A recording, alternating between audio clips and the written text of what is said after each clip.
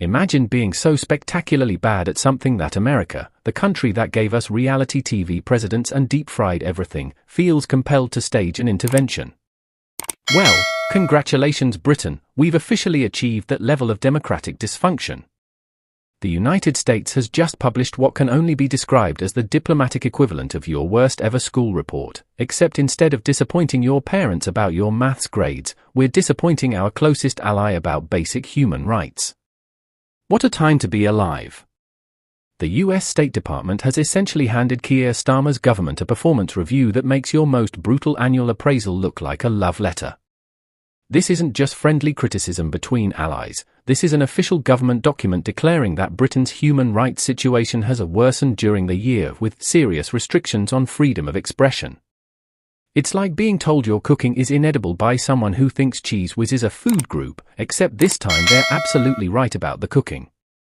But here's where this story transforms from merely embarrassing to absolutely delicious in its timing. This bombshell report drops right as J.D. Vance is enjoying a lovely holiday in the Cotswolds.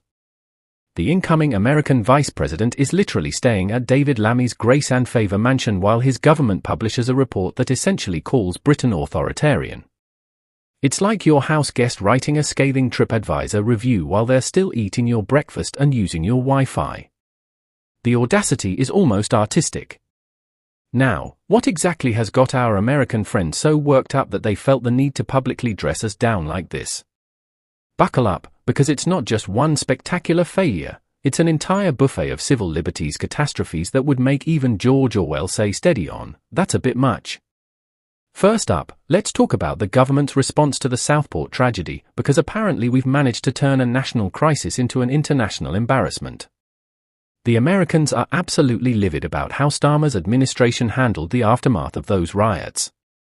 They're particularly unimpressed with the government essentially strong-arming social media companies, including American ones, which probably went down about as well as suggesting tea should be microwaved to censor what they deemed misinformation or hate speech. The report describes this as an especially grievous example of government censorship of ordinary Britons. That's diplomatic language for you've completely lost your minds and started acting like the sort of regime we usually sanction. When America starts using phrases like grievous example of censorship about your government, you know you've crossed some pretty serious lines. But the censorship allegations don't stop there, oh no. The Americans have also noticed our creative approach to restricting free speech through something called public space protection orders. These delightful pieces of legislation allow councils to limit free speech rights within designated areas, and here's where it gets properly Orwellian. They can prohibit efforts to influence others when inside a restricted area, even through prayer or silent protests. Yes, you heard that correctly. Silent protests.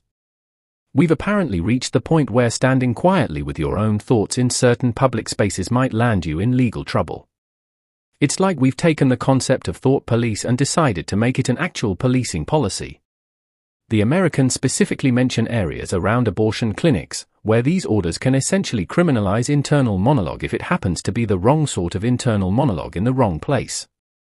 George Orwell is probably spinning in his grave so fast we could hook him up to the national grid and solve the energy crisis.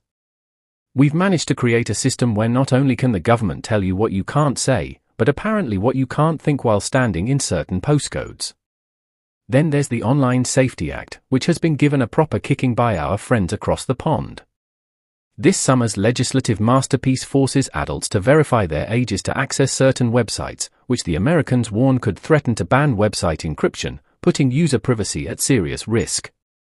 So essentially, we're building a system where the government can monitor what you're saying online while knowing exactly who you are, and potentially reading your private communications while they're at it. It's surveillance capitalism's fever dream wrapped up in the cozy rhetoric of keeping people safe. The Americans are clearly unimpressed with our approach to digital rights, probably because they recognize the playbook from their own more authoritarian moments. Now, let's address the elephant in the room, the anti-Semitism crisis that's gotten particular attention in this American report. Since Hamas's brutal October 2023 attack, anti-Semitic incidents have skyrocketed across the UK, and the details in this report make for genuinely shocking reading that should alarm every decent person. The Americans detail some absolutely horrifying examples. On January 29, employees at a kosher store in London had to physically fight off a knife-wielding attacker in what could have been a lethal anti-Semitic attack. Just pause and think about that. People went to work at a shop and had to defend themselves from someone trying to kill them because of their faith and identity. Then there's the case that really shows how bad things have gotten. A Jewish university chaplain in Yorkshire, along with his entire family, received death threats and harassment simply because of his previous service in the Israeli Defense Force. The campaign against him became so vicious and threatening that he and his family were forced into hiding. In modern Britain, a religious leader helping university students had to flee his home because people decided his background made him a legitimate target for hatred.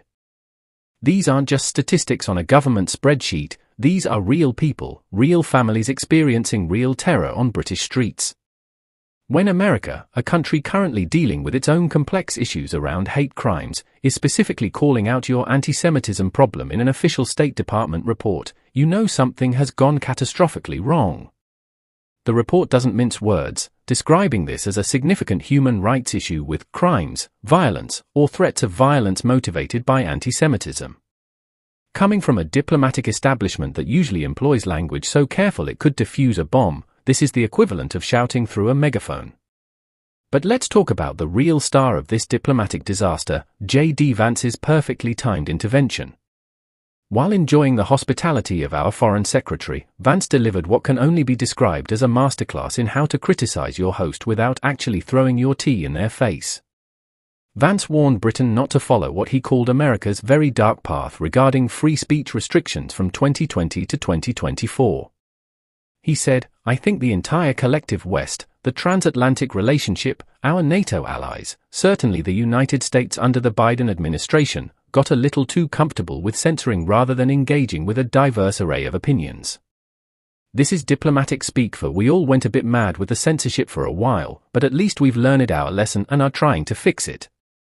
Then comes the really brutal bit. Vance explicitly warns other countries not to follow America's bad example. He's essentially saying, look, we screwed up massively on free speech, realized our mistake, and now we're watching you make the same errors we did, except somehow worse. When your closest ally starts talking about you the way a recovering addict might discuss someone who's just discovered their drug of choice, it's time for some serious introspection. The diplomatic awkwardness of this situation cannot be overstated. Here's the incoming American Vice President, staying at our Foreign Secretary's official residence, telling Britain not to become what America was under the previous administration. It's like having your best friend stay over and then staging an intervention about your drinking problem while raiding your fridge and using your Netflix account. And how does our Prime Minister respond to this diplomatic nuclear explosion? With all the commanding presence and gravitas of a soggy digestive biscuit. When asked about the state of free speech in Britain, Starmer's response was, and I quote, "We have had free speech for a long time so, we're very proud of that." That's it. That's the grand defense of British civil liberties in the face of international criticism. That in the middle really sells the confidence, doesn't it? Nothing says strong leadership quite like stammering through a defense of fundamental human rights.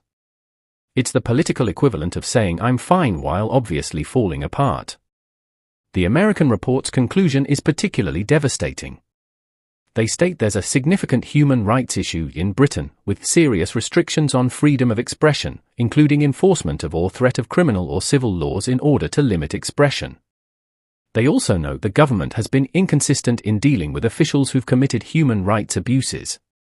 That's diplomatic language for nobody knows what you're doing, including yourselves. Now we're the ones getting the lecture, and it's coming from a country that's had its own serious struggles with these issues. The irony is so thick you could spread it on toast. Britain, the birthplace of many democratic traditions, is being told by America that we're failing on basic civil liberties. It's like being told you can't cook by someone who thinks beans on toast is exotic cuisine, except this time they might actually be right. This isn't just embarrassing, it's a diplomatic crisis that our government seems determined to ignore while insisting everything's fine. When your closest ally publishes official reports about your human rights failures, when the incoming American Vice President feels compelled to warn you about authoritarianism while staying as your guest, you've moved well beyond friendly disagreement into serious international concern. The question now is whether this government will take this criticism seriously or dismiss it as foreign interference. Given Starmer's underwhelming response and this administration's tendency to double down when criticized, I'm not expecting a sudden embrace of meaningful reform. But here's what should worry every British citizen: when America thinks you're going too far on free speech restrictions, when your closest democratic ally is publishing reports about your human rights failures, when diplomatic relations are strained over your commitment to basic liberties, you might want to ask some difficult questions about what kind of country we're becoming.